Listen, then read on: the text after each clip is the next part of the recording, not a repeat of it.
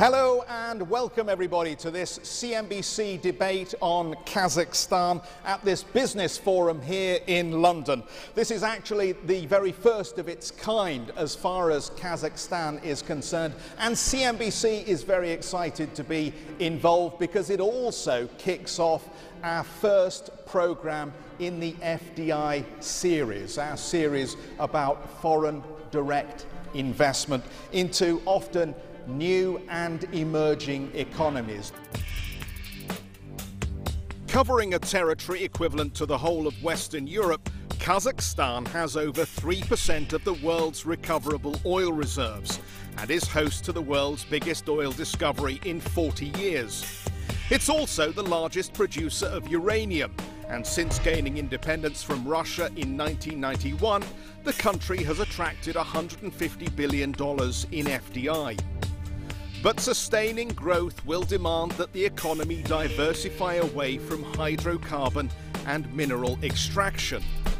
With a population of 15 million, the formation of a customs union with neighbouring Belarus and Russia will boost the internal market to more than 160 million people, with a combined internal GDP of around $2 trillion. Global commodity prices, as you all know, are on a tear. Producing countries are attracting immense flows of hot foreign capital. But are they using this windfall wisely? And is the foreign direct invested capital finding a useful destination? Let me introduce our panel to you to discuss these issues and how you might make a decent return by putting your money into this economy. Kairat Kalembetov is the CEO of Samruk Kazyna. Olivier Descamps, the Managing Director for Eastern Europe and Central Asia at the European Bank for Reconstruction and Development. Sir Richard Evans, Independent Director at Samruk Kazyna and former Chairman of BAE System. Daryl Hadaway, Managing Partner of Deloitte in the Caspian region.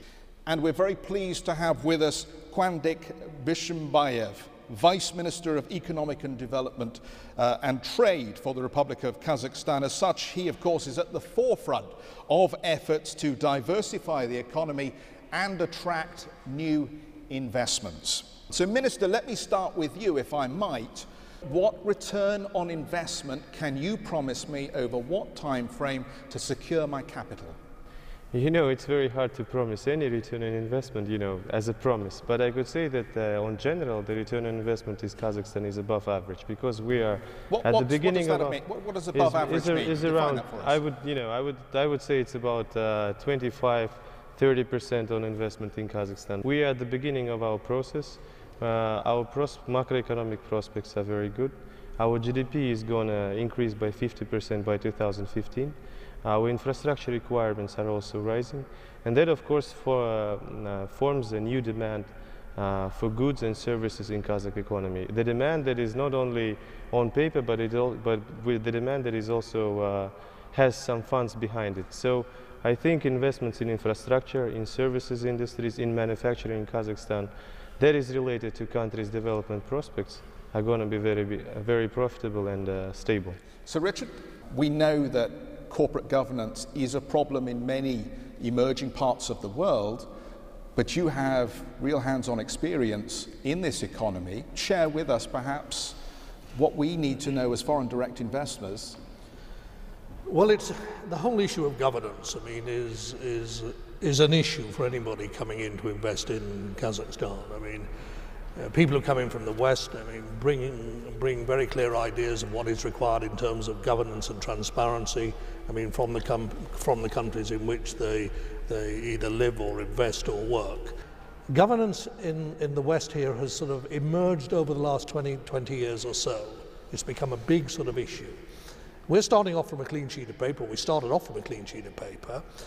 We therefore were able to pick up and actually gain from the experiences that others had.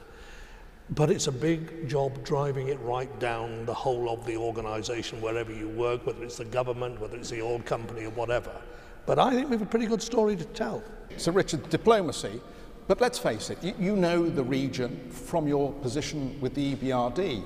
Foreign investors are often told it's the cultural way. To what extent does that excuse get applied to investments that take place in the Kazakh region?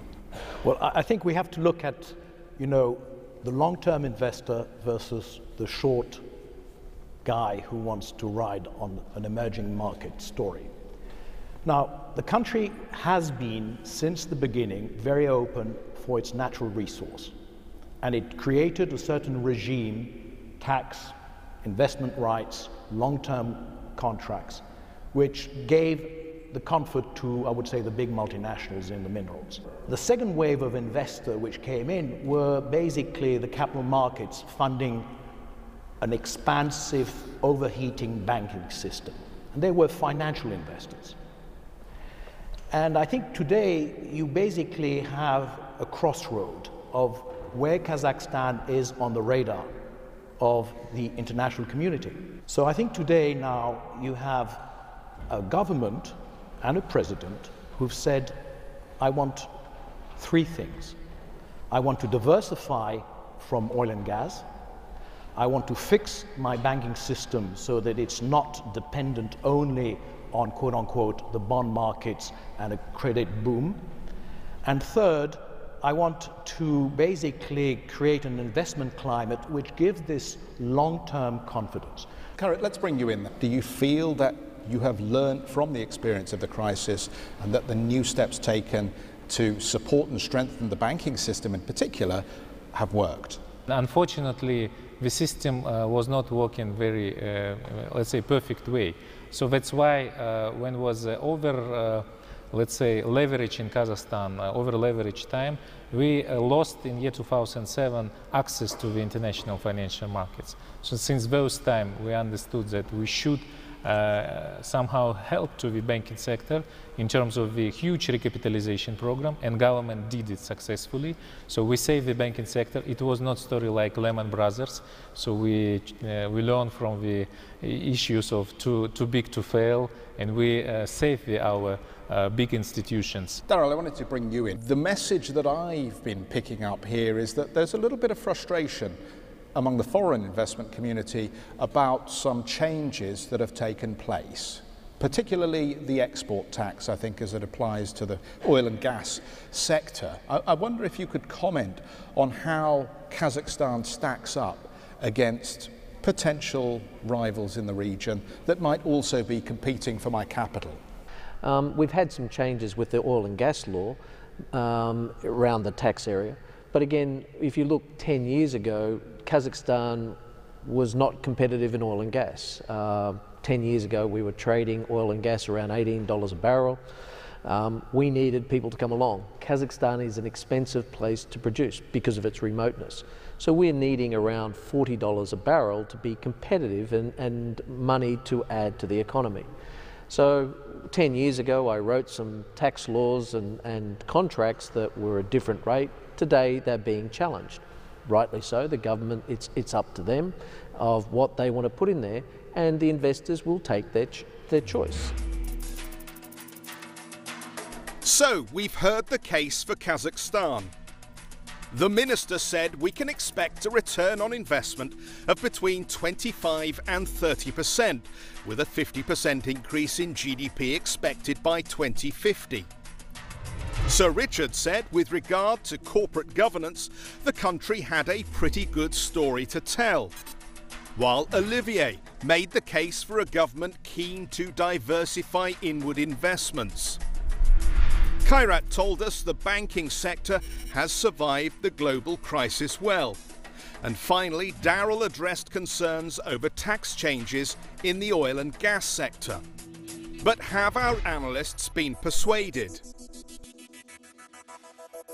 They managed to escape a recession just in 2009 when Russia went into a very deep recession. We are forecasting they'll grow between 4 and 5% over the next 5 years. But it really is a question again of how you're forecasting the oil price and how you're forecasting their output. Definitely there are investors that we're talking to that probably would say 25 to 30% probably not going to be sufficient for them. but yeah, 25 to 30 enough for a commodity-based business. I think this could be quite interesting opportunities. But again, it's going to be dependent on the type of project and the risk that investors will have to take. Corruption is not an issue which is unique or relevant only to Kazakhstan. It's more a question of understanding what is going on. And every company has to see what they can do and how they can actually work in that environment, and whether it is possible to work, and what kind of measures they need to take to protect themselves from, you know, legal whatever liabilities. In the past 2-3 years, then we had a financial crisis. We had several corporates that had some issues with the corporate governance, and there are particular cases that I can list. But I think this is quite a challenging issue for the government, and I think this is definitely to improve the investment sentiment. That's something has to be dealt with. And I think they're still quite behind on what they think the corporate governance is. We're still witnessing a broad legacy from the old Soviet Union, and it extends right across all the former Soviet republics. There are pretty high levels of corruption at state, a lot of bureaucratic inefficiency, and a lot of irritating minor corruption at the police level, for example. It probably has improved a little under a lot of pressure from Western companies themselves and Western governments. You know, they have it's been made very clear that, you know, these sorts of issues, bureaucratic inefficiency, this irritating level of corruption, is inhibiting of investment. And generally speaking, you know, this part of the world receives less proportionally investment compared to Asia, for example. The government, they're trying to of course, increase their the revenues from the commodity sector, and they also try to more or less streamline their tax system. I think it came somewhat a surprise to a lot of players. The way it was done, I think, probably was also surprised a few large players, and it was just an indication that not even the largest oil producer in Kazakhstan not immune from potentially paying high taxes. Not too far away, we had similar discussions in Australia, for example, about, you know, taxes and how they're going to treat miners and are they going to pay anything or not. So I think it's not a question which is, you know, unique to Kazakhstan. At the same time, obviously, anybody who wants to do investment in Kazakhstan at the same time has to think about, well, what kind of planning perspective I have? Can I plan 1 to 3 years ahead in terms of investment, and when is going to be any payback there? From that perspective, it's obviously something that any investor probably needs to look into, and we have a high level of safety and comfort before they make an investment decision. Well, let's wrap up this first part of our conversation in this FDI file on Kazakhstan. We're going to take a break. We'll be right back, everybody. When we come back, we'll try and drill down into some of those sectors of the economy that are ripe for investment. We'll see you in a moment.